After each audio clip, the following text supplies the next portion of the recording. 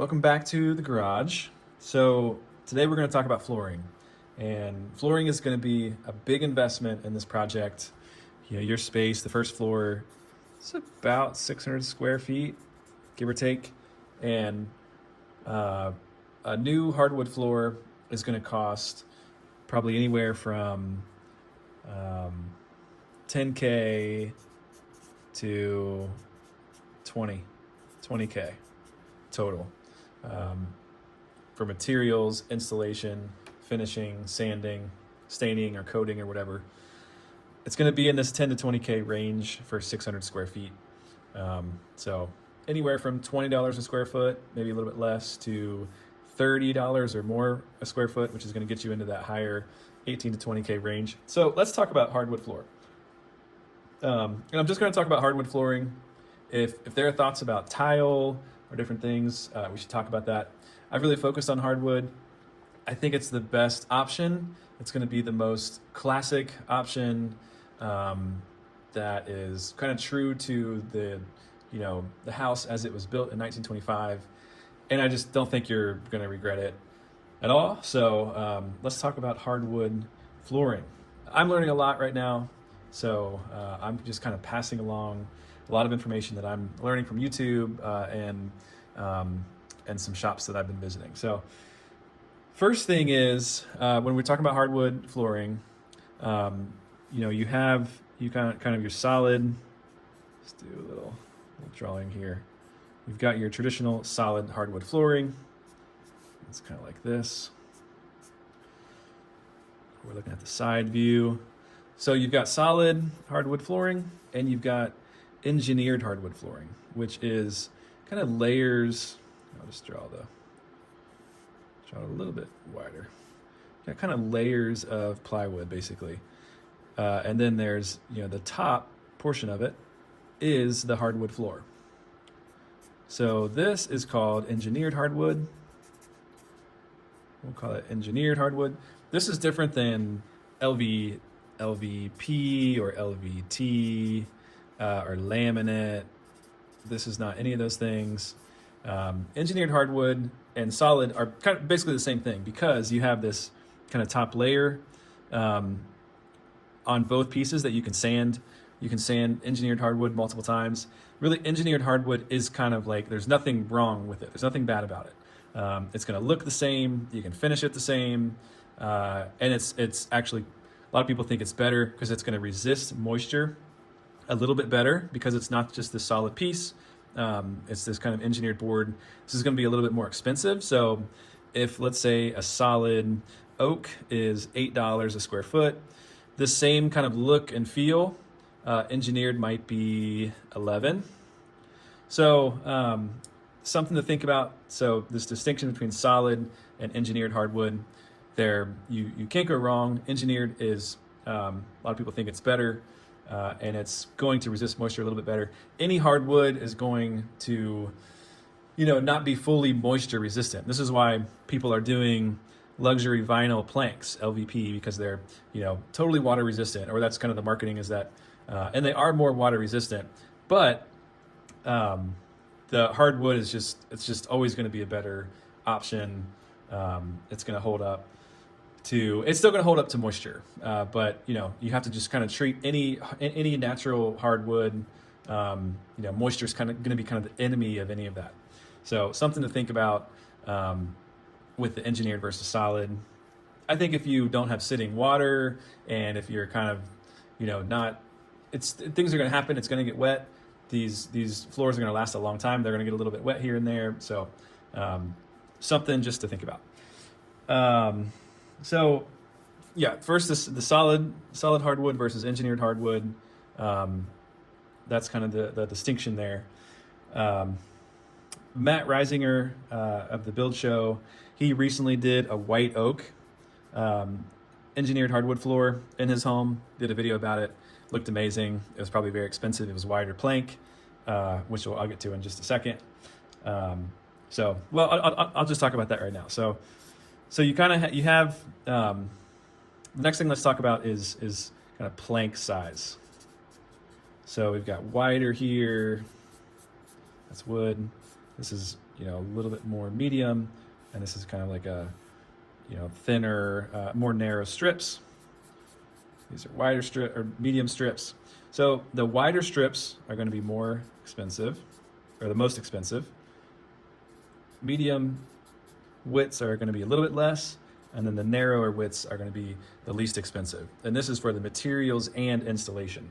So the reason it's installation too, why installation is more expensive, is because with wider planks, you have to use glue. And on wider planks, you're kind of using glue to kind of glue the whole thing down. With more medium planks, you kind of just do like a little strip of glue. But with narrow planks, you don't have to use any glue, because when you're installing the floor, you're really nailing into the tongue side, which is this little edge. So you're nailing into these. And with narrow floors, you can nail you don't have to use any glue. You can just nail. And because they're so narrow, you don't need to use any glue. So, little helpful tip about plank width. The wider plank is a really nice look. It's a great look, but it's going to be more expensive.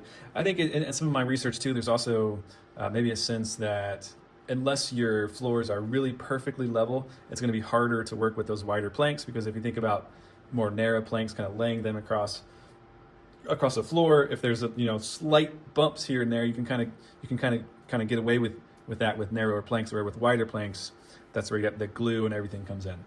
So something to think about.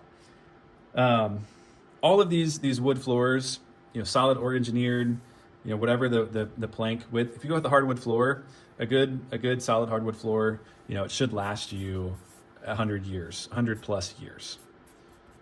So the flooring that's in your home currently, it's probably original floor. It's probably 100 years old. It creaks a little bit, but it's doing great. It's doing great for being 100 years old. So my recommendation is to go with something more on the narrow end. It's more true to the history of the house. It's what was used back then often. It's a little bit cheaper, and I think it has a good look. So we could maybe find some middle ground there. But that would be my recommendation. And then as far as solid or engineered wood, I think you can't go wrong. I don't think there's a wrong decision there. I think it's just whether you want to save a little bit.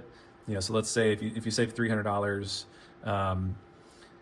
times 600, or sorry, $3 per square foot times 600, you're looking at $1,800, $1,800 to $2,000 of savings, which we could put towards something else. So I'll let you kind of think about that. But I would push us towards the narrow end, and then you can kind of make a decision about solid versus engineered. Yeah. So let's talk about species now. So I got a couple samples. So I went to a store today, got a couple samples. So this is white oak. This is kind of a timeless. These are both white oak pieces. Same species, just kind of shows you what two pieces could look like, two different pieces. This is a darker piece. It's got this kind of tiger striping, I've heard people call it. So this is white oak, timeless and neutral, I would say. Very popular right now, and it's classic. It's always been popular. It's a great look. So this right next to it, and I'll give you guys these in person because it's a little harder to tell on the video than in person, but this is red oak, and red oak is kind of a classic American floor. It's really what was mostly used in 1925 in Ohio and kind of all over the Midwest and probably everywhere. The most common flooring was red oak. It's a little bit cheaper than white oak, but it's another classic choice. It's got a little bit of a warmer kind of reddish undertone than the white oak. The white oak has almost like it's not really yellow, but it's more of just like a neutral. And the red oak just has a little bit more of a warmish reddish tone, which some people like, some people don't. The other options here that I'll talk about, I'll kind of just talk about three main options: white oak, red oak, and then there's maple. Maple, I think, is another interesting option. Maple is, so something I learned recently. most of the basketball courts, see if I can draw this. Most of the basketball courts in the world are maple. It's like the classic basketball floor. Oops. Classic basketball floor. Basketball floor. Basketball court floor is what I'm trying to say.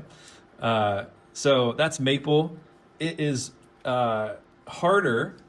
So let's talk about, okay, so this, before I go into the hardness and how it reacts to moisture, I'll also kind of group everything else into others. So you've got this whole others category that I don't think is the right move for this house, but that includes walnut or hickory, and there's other like exotic woods that I don't think walnut is the right move. It's more expensive, it's softer, it's an amazing look, but probably not for, you know, a high traffic area with kids. I wouldn't suggest it.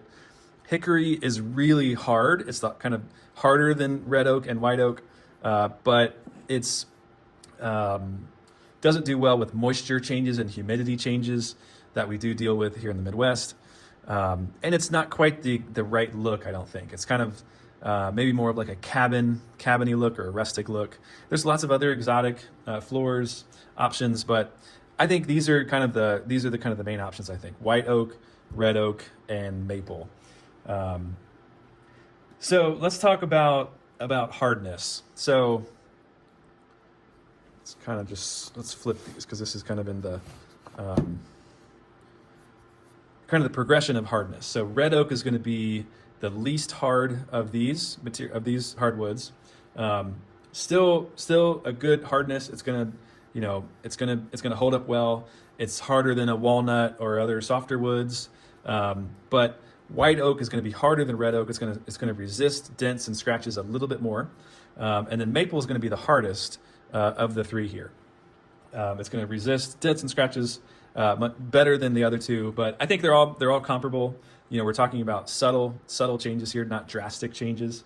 So the other thing to think about, so you've got hardness, you've also got water resistance, or how it does under dealing with moisture and moisture changes and humidity changes. So in that case, it's kind of backwards. It's sort of like this, with the white oak being the most resistant to moisture changes and humidity changes. Especially an engineered white oak is going to be the best of these options, and still a solid option considering all the options. A solid option. Engineered white oak is going to be a really solid option if you want to kind of resist moisture and humidity changes, which we do deal with in the Midwest. I think if you keep your house humidified well, it shouldn't be a huge problem. These floors are still going to last 100 years. Red oak is slightly less resistant to moisture changes, and then maple, this is kind of the downside of maple, is it may show the most kind of it may react the most negatively out of these three to moisture changes. So I think that's kind of partly why it's not maybe used as much. These are the most popular hardwood options, I think. So that's hardness and water. The other thing I'll talk about is stain. So when it comes to stain, I watched a video recently, a guy that I really liked, and he said something that I agreed with. I thought was a good point. He was like, you buy these woods because you like the way they look, so it doesn't make sense to stain them, or it's not his preference. And I agree with that. I think he had a funny line about it's like, this is the way God intended, white oak to look or red oak to look. So when it comes to stain, we can explore those options. If it was my house, I would probably just do like a natural coat or a natural stain or something that's just very subtle. But I think these both have some nice light tones that seem to kind of fit with, I think, what we're going for. But you could stain these dark. We're kind of on this darker table here, which you can kind of compare this to. This table here is a darker, richer look, which you could totally do, and I think it would look great. A lot of people do that. A lot of people love staining their hardwood floors, but I think natural is just hard to beat. So that was stain. Let's talk a little bit about trim, base and trim. So can't quite see this here. Let me see if I can move this just a little bit. I got this piece of base trim here just to kind of see what it would look like, you know, with this floor. Really hard to see in this light. But I think, you know, it was pretty exciting to me just to kind of look at these with some base, and it's like, woo, it's gonna look so nice. So let's talk about trim really briefly. This is a company called Windsor One. That's their little logo there. Windsor One. They are out of California. It's a brand that I heard about from Brent Hall and some of the Build Show folks. They basically, you know, they're just trim. They just do millwork. And that's what this piece is, a Windsor One piece that I got at Hyde Park Lumber. What's nice about it is it's solid wood. This is not MDF. It's solid wood. It's primed. It's got this white primer, and it just has a really nice feel. The solid wood is just so nice. A lot of people use MDF. I used MDF in our Charlotte home, everywhere. It's cheap, a little bit cheaper, although I think this is not like a crazy amount more. But I don't know, you kind of go to Lowe's or Home Depot and you just grab kind of the cheapest, medium, middle of the road thing, but there's just better stuff out there that's you know, that's like been, I don't know, perfected over the years. So it's just kind of, I've been opened up to this whole new world. And so Windsor One is a great company. If you want to Google it or Chat GPT it, I encourage you to do that. So, and there are other options. Hyde Park Lumber, you know, we can get some local options that we can do lots of different trims with. But I wanted just to show you a couple things here with this, inside this Craftsman book. You know, there's some nice examples of how to trim out kind of doorways and openings I've been thinking about for our opening. Your neighbors had some of these trims that were, you know, historically accurate. I think these are kind of close to what the trim might look like in a similar house. I imagine that the trim in your house is original. It's hard to tell. I don't have that keen of an eye yet, but it may be original, and the sizing kind of makes sense. You got like 7-inch baseboards, I believe, and 5-ish inch casings around windows and stuff like that, which is, you know, pretty historically accurate. So just we can get into more of these details later, but I did want to show you this Coastal Craftsman. This was the one that Brittany and I liked the most. We kind of like this bull nose too. It's got some nice, it's kind of a detail there on the right side. It's got a nice look to it. But we also like this Coastal Craftsman. You can kind of see it's got this really slight beaded edge here. Let's see if I can show it to you. This beaded edge right here on the kind of the door casing is really nice, and it's got this kind of top piece header cap. So I am keen to really trim out, you know, the house in a really nice way, and it's one way that we can really elevate the look of the house without spending like a crazy amount of more money. So like cabinets, for example, you could spend twice the amount on cabinets and like really upgrade the look and everything. But with trim, you spend just a little bit more and get the right sizes and ratio and proportions, and it's going to just go a long way. These are the kinds of details that, you know, you walk into a home and it just feels nice, and you don't even know why, but it feels great. And I think it kind of, people walk in and just feel like, wow, this is kind of a special place. It feels architectural. So one other kind of book inspiration. This is a library book I got recently. I'm just like, this image has just lived rent-free in my head for weeks now. It's so nice. It's just like everything is just kind of thought through. You got the baseboard that just kind of extends right into the baseboard here on the fireplace, and everything is just like thoughtful and feels kind of tied in. You've got the similar heights here. So this is a huge inspiration piece for me. This is probably, I don't know what this is. It kind of has an oak feel to it, but they use redwood a lot in these like California Craftsman. Not that we want to be this woodsy probably, but, you know, kind of a mixture of this with, you know, some of this, I think is going to get us to a really good place Final thing, this is going to be a little short one, a little bit of a shorter, I shouldn't say short, I should say shorter version tonight. I want to talk just a little bit about colors. It's really hard to see these in this light, but these are a couple colors I picked up, a couple Sherwin-Williams colors that I picked up, just to kind of get us started thinking about wall colors and cabinet colors and all that stuff.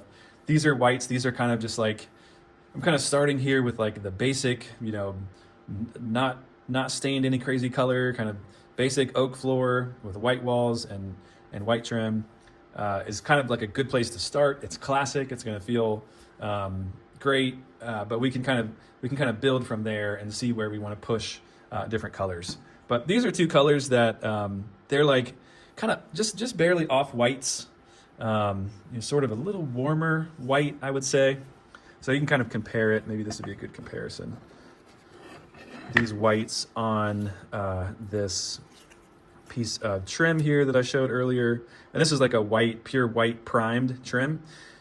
It's kind of hard sometimes because you look at these and like, maybe that's too yellowish or something, but you really don't want this. You don't want that. It's a bright, you don't want just a bright white primed living room. It's not going to feel right. So I think either of these or others, these are just two examples, but either of these, you know, are gonna feel nice and just a little bit warmer.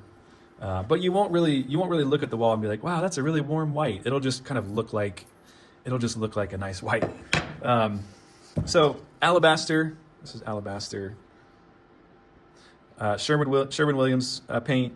We use this in our Charlotte house. We painted our entire living room, walls, ceiling, trim, everything in this alabaster color. We loved it.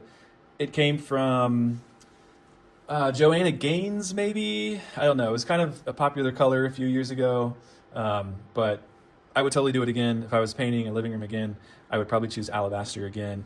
Dover white is a new color. It's a little bit warmer, slightly creamier, I would say. But I learned about this color from this book. This is Erin Napier.